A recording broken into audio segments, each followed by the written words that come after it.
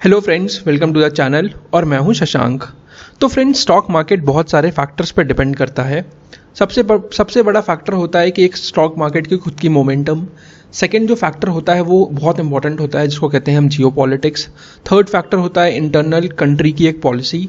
और fourth, world के indexes में कितनी वीकनेसेस हैं और कितने पॉजिटिव न्यूज़ हैं। तो इसी सिनारियो को देखते हुए कल मार्केट में एक बहुत ही ट्रबलिंग न्यूज़ आई है जिसको मैं आपसे डिस्कस करना चाहता हूँ। तो बेसिकली कल शाम को अमेरिका ने अनाउंस करा है कि अमेरिकन सिटीजन्स जो ऑलरेडी रशिया में रह रहे हैं उनको रशिया को जल्दी से जल्दी छोड़ देने का। तो हम देखते हैं कि अमेरिका ने ऐसी अनाउंसमेंट क्यों करी और इसके इम्पैक्ट क्या क्या हो सकते हैं। तो इसका जो सबसे मेजर इम्पैक्ट है वो है रशिया और यूक्रेन का वॉर। रशिया और यूक्रेन का वॉर बहुत अगली होता जा रहा है और अब रशिया ने एक फ्रेश वार्निंग फिर से इशू कर दी है। माइट बी रशिया यूक्रेन के ऊपर एक न्यूक्लियर स्ट्राइक करेगा। फिर सेकंड है अमेरिका और रशिया की प्रॉब्लम्स। यूरोपियन यूनियंस और अमेरिका को मिलकर नाटो कंट्रीज बनता है जो ऑलरेडी रशिया के खिलाफ है। अमेरिका लगातार यूक्रेन को फंडिंग दिया जा रहा है to fight this war against Russia. जो ये वॉर हो रहा है इसके अदर कंट्रीज पे क्या इम्पैक्ट है, फिर हम डिस्कस करेंगे कि इसका इम्पैक्ट स्टॉक मार्केट पे क्या होगा, एफआईआईस पे क्या आएगा, बॉन्ड मार्केट्स पे क्या आएगा और क्या स्टॉक मार्केट अपने बॉटम को रीच कर लेगा। इन सारी चीज़ों को हम डिस्कस करेंगे। तो चलिए अब हम अपना डिस्कशन स्टार्ट करते हैं। तो बेसिकली कल का जो हेडलाइन थी, अगर हम द ट्राइब्यून देखें तो उसमें सबसे पहली न्यूज़ है leave Russia immediately, US issues advisory for its citizens. अगर आप इसकी न्यूज़ देखें तो ये 29 सितंबर 2022 की न्यूज़ है, जो कि आज की न्यूज़ है। अगर हम नेक्स्ट फिर से देखें तो अल जजीरा में US renew call for citizens to leave and Washington also announced additional $1.1 billion in weapons for Ukraine including advance rocket systems and radars. इसका मतलब है कि यूक्रेन और जो रशिया का वॉर है ये एक नेक्स्ट लेवल पे अगली वॉर होता जा रहा है और जिसका एक बहुत बड़ा इम्पैक्ट देखने को मिलेगा। पर तो हमारा जो मेन पॉइंट ऑफ डिस्कशन है वो ये है कि यूएस ने अपने सिटीजन्स को वापस क्यों लिया है और ऐसा कब बार हुआ है कि यूएस ने अपने सिटीजन्स को वापस बुलाया है और कुछ बहुत बड़ा हुआ है। तो हम अब इस चीज़ को डिस्कस करते हैं।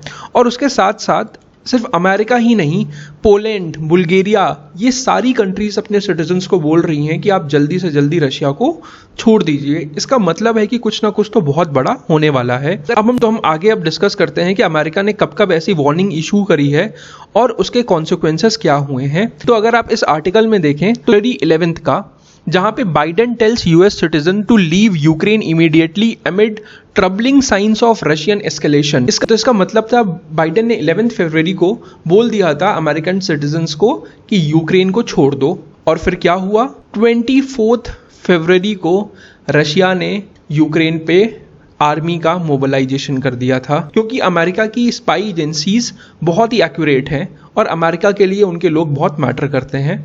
अब हम नेक्स्ट सिचुएशन देखते हैं जहां पे US asked its citizen to leave Afghanistan as Taliban violence intensifies.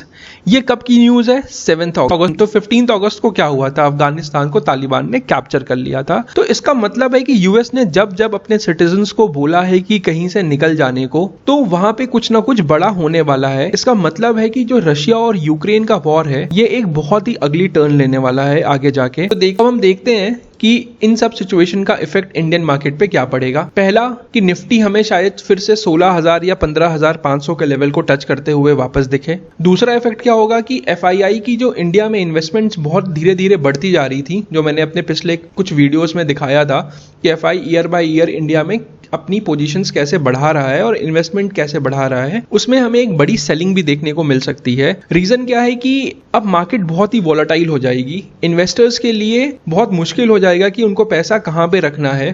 और सेकेंडली, जब ऐसी सिचुएशंस आती हैं जहाँ पे ऑलरेडी इन्फ्लेशन की हीट मार्केट में बहुत ज़्यादा है और उसके बाद वॉर जैसी पोजीशन आ जाती है, तो इन्वेस्टर्स का जो यूजुअली ट्रेंड होता है कि वो मार्केट से स्ट्रेट बॉन्ड मार्केट में अपने आप को शिफ्ट कर लेते हैं, तो हमें ये भी देखने को मिल सकता है कि मार्केट में हमें बहुत बड़ी सेलिंग देखने को मिले और इन्वेस्टर का जो मेजॉरिटी मनी है बॉन्ड मार्केट में शिफ्ट हो जाए। एंड द लास्ट इस सिचुएशन की वजह से हमें एक बहुत बड़ा सप्लाई चेन डिस्ट्रप्शन देखने को मिल सकता है। तो बेसिकली हमने एक बहुत छोटा सप्लाई चेन डिस्ट्रप्शन देखा था रशिया और यूक्रेन का जब वॉर स्टार्ट हुआ था, बट अब जो हो रहा है इससे हमें एक बहुत ग्लोबल लेवल पे सप्लाई चेन डिस्ट्रप्शन देखने को मिल सकता है। इवन दुनिया में हमें शायद एक बहुत बड़े लेवल पे इन्फ्लेशन भी देखने को मिल सकता है। कुछ कुछ देशों में लोगों को तो खाने की भी हालत खराब हो जाएगी। तो फ्रेंड्स, अभी ये था डिस्कशन कि अमेरिका अपने सिटीजन्स को क्यों वापस बुला रहा है। करंटली जब हम इस चीज को डिस्कस कर रहे हैं तो स्टॉक मार्केट निफ्टी 16,800 के लेवल पे है और अभी मुझे लगता है कि शायद निफ्टी 500 से 600 पॉइंट्स और गिरे